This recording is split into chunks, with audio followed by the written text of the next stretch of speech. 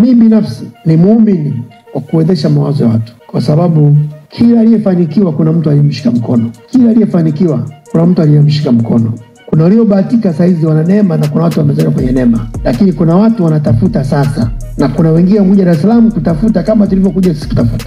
Sisi tumepita kwenye upande wa elimu tukafanikiwa kwa njia hii.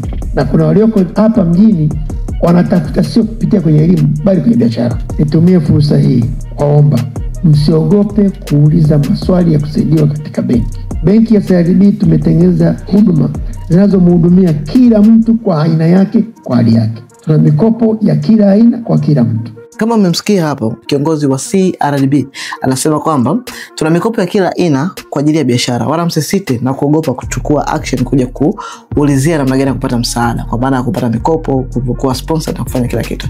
Sasa iko hivi, huwezi kufikia hatua hii ya kwenda kuomba mkopo na kupatiwa mkopo kwenye biashara yako kama biashara yako bado haijasajiliwa. Kitu cha msingi ambacho inabidi kuhakikisha unacho ili kupata msaada juu ya kuweza kupata manufaa kama haya kutoka CRDB na benki nyingine na taasisi zote za kifedha ni kuhakikisha umesajili biashara yako. Ukisajili biashara yako inakupa garantia ya kuweza kuingia kwenye utaratibu huu wa kuweza kupata msaada wa kifedha kwenye biashara yako. So kama ni mmoja wa watu ambao bado hawajasajili biashara yao, comment neno usajili hapo chini ama nipigie simu kupitia namba inayoonekana hapa. Tutakusaidia kusajili kampuni yako ama biashara yako ndani ya muda mfupi na kuanza kunufaika.